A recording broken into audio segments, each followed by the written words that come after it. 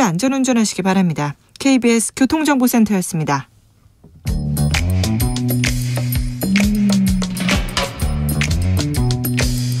오늘의 정치권 상황 깔끔하게 정리해드립니다. 여당 야당 크로스 최가박과 함께 최가박당 여야 최고의 파트너입니다. 주진우 라이브 공식 여야 대변인 두 분 모셨습니다. 최형두 국민의힘 의원 어서 오세요. 네, 안녕하십니까. 박성준 더불어민주당 의원 어서 오세요. 네, 안녕하세요. 박성준입니다. 네. 최형두 의원님은요 항상 신문 사설을 읽으세요. 그죠? 제가 전에 미국서 사실 특판하고 공부를 할 때 보니까 미국통입니다. 그 외국 학자들에 대해서 미국 생활을 어떻게 적응할 것이냐를 네. 가르치는데 미국 신문을 볼 때 프런트 페이지를 보고 네. 오프 에드를 보라 그래요. 오피니언과 에디토리얼. 네. 그렇게 세상을 알 수 있다고. 근데 실제로 그런 것 같아요. 뉴스 하나하나는 너무 세상을 따라가기 바쁘고 예. 저는 그래서 여러 논주 신문을 다 보는데 네. 사설을 보면은 쫙 정리가 돼요. 그렇습니다. 네네. 박성준 의원은요, 질문에 대해서 공부를 많이 하십니다. 많이 해갖고 왔습니다. 네네. 말을 잘하는 게 아니라 공부를 열심히 하십니다. 박 의원님이 너무 이론을 많이 들이대가지고 내가 동네 사실 무식한 사람이 됐어요. 아유, 무슨 사설보다는 좀 칼럼을 많이 보는 편이거든요. 네. 칼럼을 쭉 봐서 네. 전체적인 흐름을 좀 읽는 이론 좀 이야기. 다른 의원들도 이렇게 좀 공부를 했으면 좋겠어요. 좀 공부를 하고 얘기를 했으면 좋겠습니다. 정부의 일제 강제징용 배상 해법을 듣고 논란은 커집니다. 최형두 의원님. 네. 네, 이건 정말 참 미래지향이라는 게 참 어려운 과제입니다. 근데 과거는 사실 변할 수 없는 거고 잊지 말아야 되고 우리 과거는 정말 붙들고 해결해야 될 중요한 숙제입니다. 잊지 말아야 된다. 해결해야 된다. 되고. 중요하죠. 그러나 미래는 이제 우리가 만들어가는 거거든요. 네. 우리가 과거에 붙들려서 미래로 가지 못할 것이냐 말 것이냐 참 어려운 선택입니다만 다만 이제 이 점을 하나 이야기하고 싶습니다. 지금 우리 정부가 그 한일 관계를 풀 때 하나의 모델로 이야기하고 있는 것이 김대중 오부지 선언입니다. 네. 네. 그리고 또 노무현 대통령 때 비슷한 문제가 또 있었습니다. 네. 또 그럴 시기에 이제 또 문희상 국회의장이 네. 사실 비슷한 방안을 제시합니다. 왜냐하면 일본이 꼼짝을 안 하니까 한국과 일본의 기업들이 그렇죠. 돈을 출연해서 네. 그 기금을 가지고 지원하는 건 어떠냐 이렇게 얘기했죠. 그렇죠. 문희상 의장은. 네, 그때 했고 그 과정에서 또 하나 이제 중요한 문제는 당장 수많은 우리 그 피해자, 역사의 피해자, 예. 이 징용해서 그 보상을 못 받으신 분들한테 빨리 보상해 줘야 된다는 것도 또 중요한 숙제거든요. 그래서 그런 것들을 해결하기 위한 건데 이건 정말 어느 한쪽이 나처럼 이런 생각이 들다고 또 하면 토착 외구에 또 뭘 하는데 사실 따지고 보면 이완용 자손이 될지도 모를 사람이 윤봉길 후손한테 토착 외구 그렇게 하면 되겠습니까? 그렇게 자꾸 이 문법적으로 따질 게 아니라 정말 이성적으로 한번 따져봐야 된다 생각을 합니다. 이완용 후손이 윤봉길 후손한테 손가락질을 하고 있습니까 지금? 그런 일이 없으라는 법이 있습니까? 박성준 의원님. 이번에 이제 이 일본 강제징용 배상 해법을 놓고 윤석열 정부가 98년도에 김대중 오부치 공동선언을 인용을 하더군요. 김대중 대통령과 윤석열 대통령이 다르죠. 김대중 대통령은 통치 리더십을 볼 때 97년 IMF 위기 속에서 대통령이 된 이후에 정치 보복을 하지 않았어요. 대내 통합을 했단 말이에요. 그러면서 가장 국내 정치에 있었던 지역주의를 극복하기 위해서 인사 문제도 아주 통합적으로 했단 말이죠. 그러면서 어떻게 했냐면 대외적으로 대내 통합을 이룬 가운데 대외적으로는 남북관계의 개선을 얘기를 했고 또 일본과의 미래지향적 관계를 통해서 얘기를 했단 말이에요. 근데 윤석열 대통령의 지금 통치 리더십은 어떤 거냐면 대내 정치에서 국내 정치를 갈라치기 하고 있단 말이에요. 통합이 이루어지고 있지 않단 말이에요. 그러면서 국내 정치에서는 뭐냐면 과거 수사로 가고 있단 말이에요. 과거에 잘못된 점들은 하나하나 이 잡듯이 지금 잡고 있는 가운데서 대단히 통합이 되지 않는 상태에서 어떻게 미래지향적으로 갈 수 있냐. 대외관계도 마찬가지예요. 남북관계가 이렇게 경색관계에 있고 대외적으로 일본만이 미래가 있는 겁니까? 국내에서는 과거로 가고 있고 대외에는 미래로 갈 수가 있는 겁니까? 국내 정치도 미래로 가고 대외 정치도 미래로 가야 되는 건데 지금 이게 악순환이 되고 있다는 거예요. 김대중 대통령 그렇지 않았다는 거예요. 국내 정치도 미래로 가고 대외 정치도 미래로 가고 있다는 그 부분을 좀 얘기를 드리고 싶고. 김대중 대통령이 한일 관계, 미래 그리고 그렇죠. 동반자 이 얘기를 가장 많이 하신 분이에요. 그것은 뭐냐면 국내 정치의 탄탄한 기반 속에서 간 거예요. 대내적인 통합을 이뤘기 때문에 그것이 갈 수 있었고 20세기의 과거 청산에 대한 그림을 김대중 대통령 자체가 역사 인식을 통해서 국민을 설득할 수 있었기 때문에 갈 수가 있었는데 저는 윤석열 정부가 그렇지 못하다는 거예요. 국내에 어떤 설득 작업이 있었고 국내에 어떤 기반이 있습니까? 지금 그렇지 않은 가운데에서 어설프게 지금 김대중 오부치 공동선언을 지금 모방하고 있다는데 그 자체가 이루어지고 있지 않다. 오히려 제가 하나만 말씀드리고 싶은 게 이것이 이렇게 되는 거예요. 지금 이명박 전 대통령을 여러분 기억하실지 모르겠지만 한일 관계 개선을 통해서 얼마나 얘기를 많이 했습니까? 그런데 2012년도에 갑자기 독도를 방문해요. 그래서 한일 관계가 냉각 국면으로 가고 있단 말이에요. 네. 그걸 국내 정치가 통합이 안 되니까 대외적으로 일본 관계 개선을 하겠다고 하지만 오히려 국내 정치를 이용하기 위해서 일본 방문 또 독도 방문을 했단 말이에요. 네. 그런 모습이 있었고 또 하나가 하나만 더 얘기하고 저 말씀해 주세요. 제가 좀 오늘 길게 얘기하는데 네. 이거는 역사에 대한 얘기를 해야 하기 때문에 길어질 수밖에 없는데 2015년도에 박근혜 정부 어떻게 했습니까? 위안부 합의 졸속으로 단행하지 않았습니까? 그러면서 오히려 한일 관계가 더 나빠졌단 말이에요. 네. 그것이 저는 윤석열 정부의 지금 이 강제징용 배상 협상과 관련해서 그러한 과거의 전체를 그대로 밟고 있고 졸속으로 가고 있다. 그러면서 역사적 오점을 남기는 단계로 가고 있다라는 것이 제가 바라본 최영두 의원님. 예, 박 의원님 말씀 잘 들었습니다. 그런데 자 하나 되짚어 보면은 이명박 대통령이 어떤 사람입니까? 그분 한일회담 반대해가지고 학생운동 주도자 돼가지고 정말 어떤 그 입신에 네. 출발을 했던 분입니다. 그런데 그렇죠.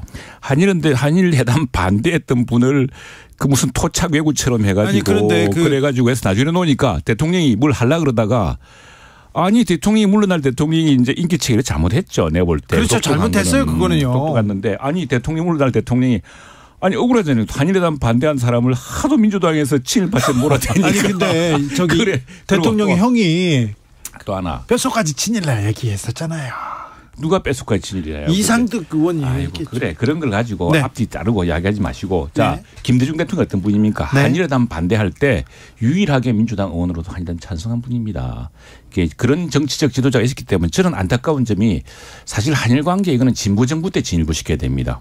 굉장히 어렵습니다. 보수 정부는. 네. 왜냐하면은 네. 예 워낙 진보라는 사람들이 이걸 가지고 뭐 진짜 족보를 따져보면 이완용 후손인지도 모르는 사람이 윤봉길 후손을 들이다 대고 초착 외구라고 또 나왔어요. 네. 예, 그렇게 하는 세상이다 보니까 이게 정치적으로 어렵습니다. 어려운데 자, 그 아까 이제 우리 내부적인 뭐 이 좋은데 참 우리 정치가 그 뒤로 너무 갈라치기가 심해져서 안타까운 대목이 많죠. 그런데 뭐 우리 윤석열 대통령이 이 수사하려고 시작한 게 아니고 이전부터 하던 수사가 진행되어 온 거고 그게 최고 정점에 있는 분이 야당 대표이다 보니까 참 일이 꼬이고 있는데 그건 그대로 풀어야 되고요. 어쨌거나 지금 저는 오히려 이런 생각이 문득 들어요. 김대중 대통령이 햇볕 정책을 했는데 햇볕 정책의 결과 남북 관계는 지금 북한이 오히려 핵을 공고하게 하는 참 이것 대통령의 우리 의중과 달리 진전되지 않았습니까? 그러나 정말 한일 관계에서는 내가 보니까 오히려 그런 햇볕 정책 같은 지금 우리나라 사람들이요 일본 사람보다 키가 3~4cm 더 큽니다. 우리 이 저 국가적 자존심과 국격이 더 높아지고 있습니다. 아니 그러니까 당당한 자존심으로 당당한 자존심 얘기했는데 얽매이지 말고 이끌어 나가야죠. 제가 하나 더 얘기를 하면. 이번에도 그렇잖아요. 외교라고 하는 것은 정말 지평을 넓히는 거 아닙니까? 김대중 대통령이 오부치 선언 공동선언을 한 것처럼 윤석열 기시다 공동선언 못 만듭니까? 그러면서 국내에 대한 어떤 통합도 이루어지고 외교라고 하는 방향성을 제시하지 못하는 가운데 갑자기 이런 안을 내놓는 것 자체가 어불성설이다. 그리고 그 공동선언에도 그런 얘기가 나오잖아요. 98년도에 오부치 총리가 그러잖아요. 친민 통치에 대한 통절한 반성과 사죄를 명기했고 김대중 대통령은 과거를 직시하자. 그렇지만 미래로 나가자. 이런 얘기를 했단 말이에요. 예. 지금 여기는 그런 일들이 하나도 이루어지지 않고 있기 때문에 얘기하는 거 하나만 더 얘기할게요. 윤봉길 의사 얘기했는데 윤봉길 의사 후손입니까? 윤봉길 의사가 20대 초반에 제가 알기로는 23살에 돌아가시잖아요. 20대 때 그런 얘기를 하는데 장부가 출사하면 생불환. 살아서 돌아오지 않는다. 장부가 독립운동에서 나갔을 때 살아 돌아오지 않는다. 이렇게 얘기를 하면서 독립운동을 했고 나라를 지킨 분입니다. 이런 얘기 들으면 정말 윤봉길 의사가 자다가 벌떡 일어난 일이에요. 왜 이렇게 졸속으로 일을 합니까? 우리 대통령 졸속 외교입니다. 윤봉길 의사 기념관에서 출마 선언한 분입니다. 그리고 우리 윤봉길 의사 후손이 우리 당의 윤주경 의원 얘기하시는 거죠. 그래서 그걸 떠나고 이제 윤봉길 의사가 벌떡 일어난 일이라니까요. 아마 이완용 후손이 윤봉길 의사 후손 욕하는 거 보고서 벌떡 나실지 모르죠. 이완용 후손이 누굽니까? 아니 뭐 그럴 수 있다는 이야기 따지고 보면은 정확하게 얘기해 주세요.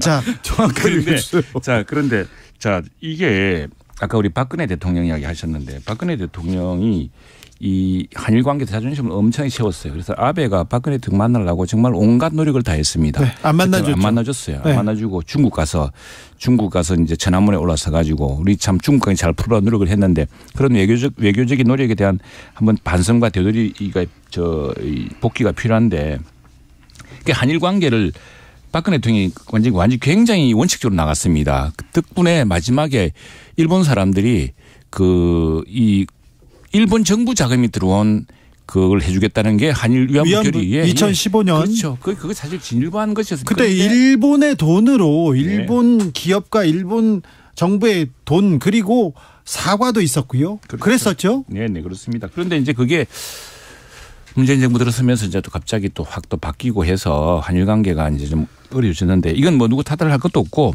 이거는 뭐냐면은 우리끼리 너무 국내 정치로 이런 문제를 이용해서는 안 된다는 이야기입니다. 그리고 무엇보다도 우리 한일 관계 같은 경우 지금 한일 간의 지금 무역도 그렇고 우리 특히 남부지방 같은 경우는 우리 굉장히 수출 부분도 많고 아니 그렇습니다. 제가 주영재 의원님 그 얘기를 드렸잖아요. 김대중 대통령이 어떻게 했냐. 선대내 통합을 했단 말이에요. 그렇기 때문에 외교의 그 힘을 받은 거고. 하나 더 얘기를 할게요. 통합 나갈 거야. 저는 깜짝 놀란 게 저도 지금 50대 중반인데 지금까지 국가 대 국가의 관계에 있어서 외교 관계에서 제3자 변제란 말을 처음 들어봐요. 이런 일이 있었나요?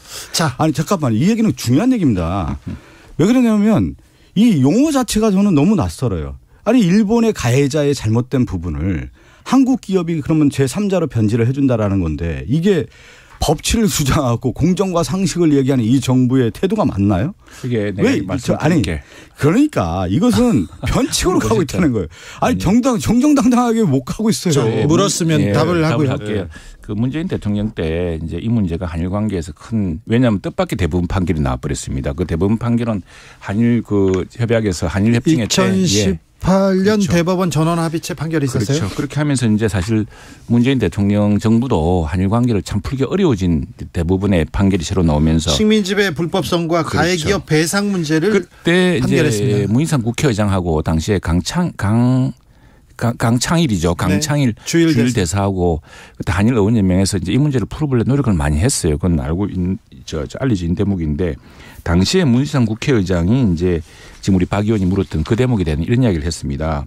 한국 일본 기업과 국민의 성금을 모아 대위 변제하자. 이게 왜 그러냐니까 일본 측 주장은 한일 교섭 때 이미 식민 지배에 대한 보상을 다 했지 않았느냐. 그래서 그 뒤로 따로 묻지 않기로 했는데 매번 재판 때마다 이런 판결이 나온다면은 이 끝이 없지 않느냐. 최영도 의원님 여기서 잠깐요. 그러면 물컵의 절반 이상은 한국이 채웠잖아요. 일본은 지금 뭐 관망하고 있고 사과 반성도 없었고 돈을 내지도 않았고. 근데 절반을 이미 한국이 채웠는데 나머지 절반은 일본이 채워야 이게 미래지향적이고 이게 미래를 외칠 만한. 그런데 거기에 대해서는 이제 해법이 아마 얼마 전에 그 한일 우리 한일 경제 협력 무슨 모임도 있지 않습니까? 네. 그때 일본의 경단년 회장인가요? 그분이 한일 양국 간의 어떤 협의가 이루어지면 일본 기업도 기여하겠다고 했는데 이제 그 방식에서 우리 성에 안 차죠. 우리가 좀 더 지금 우리 요구대로 해주면 좋은데 일본 사람들은 일단 여기에 넣지는 않고 그 협력 자금을 내는데 그건 미래 세대를 위한 협력을 넣겠다. 이제 이런 것 때문에 지금 우리 국민들의 마음에 차지 않고 일본이 왜 저렇게 우리가 지금 성의를 보인 만큼 화답을 못하나 이렇게 답답한 상황입니다. 좀 답답한 게 저는 김대중 대통령 자꾸 지금 윤석열 대통령도 얘기하고 윤석열 정부에서 얘기를 많이 하는데 김대중 대통령의 자서전을 한번 자세하게 읽어봤으면 좋겠어요. 왜 한일 관계에 공동 파트너십이 나왔고 그걸 어떻게 만들어냈고 대내 정치는 어떻게 하고 대외 관계는 어떻게 했는지. 아까 우리 주진 앵커 얘기했는데 공부를 안 하는 것 같아요. 지금 이 정부는. 좀 학습 좀 하고 네. 역사에 대한 인식을 가지고 이 문제를 접근해야지. 그냥 어설프게 그냥 한 카드 툭툭 내밀어서는 안 된다는 말씀 드리고. 자, 민주당은 그래서 어떻게 되고 있습니까? 이재명 대표 얘기 좀 해볼까요? 당내에서 이재명 대표 사퇴하라 이런 압박이 이어집니까? 민주당이 가야 할 길은 명확하죠. 이제 세 가지 정도로 정해질 수가 있는 건데 네. 지금 말씀드린 것처럼 첫 번째는 윤석열 정권이 지금 10개월 됐는데 이 나라의 국정이라고 하는 게 보이지 않습니까? 그 국정의 무능과 실정에 대한 부분을 강하게 질타를 해야 되는 거고요. 그러면서 민주당은 어떻게 됐냐면 민주당이 가야 할 길은 결국엔 단일 대우 아니겠습니까? 네. 확실한 리더십 체제를 만들어내고 그런 가운데 내부 결속 단일 대우 단합, 통합을 해야 되는 거고 그런 차원에서 이재명 당대표가는 통합 메시지를 계속 내세우는 거고요.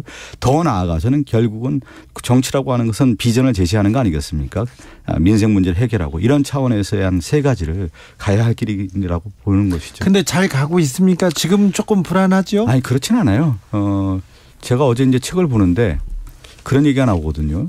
위험이라고 하는 거, 상당히 위기라고 하는 거 그것은 오히려 새로운 기회를 부여해 줄 수 있는 사다리의 역할이다라고 하는 건데 지금 민주당은 저는 그런 시기에 와 있다. 새로운 극복할 수 있는 계기를 마련해야 된다. 당의 원로 유인태 전 청와대 정무수석이었죠. 단일 대우로 가면 총선에 희망이 보입니까? 이렇게 얘기하면서 왜 계속 뒤에서 즐기다가 개딸을 말리는 척 하느냐 이러면서 이재명으로는 총선 위험하다 이런 얘기도 하시던데요. 저는 그 뭐 유인태 선배님이 그런 말씀을 제가 행간의 의미는 잘 모르겠고요. 이제 원로는 원로의 의견이 있지 않습니까? 예. 그런데 저는 당근과 채찍도 필요하다고 봐요. 그런데 네. 유인태 전 고문님 보면은 네. 채찍만 보내는 것 같아요. 당근책은 없는 것 같고. 아, 그래요? 민주당을 사랑하면 민주당을 좀 안아줘야 되는데 네. 채찍만 보내는 것 같아요. 제가 요새 아파요. 아, 그렇습니까?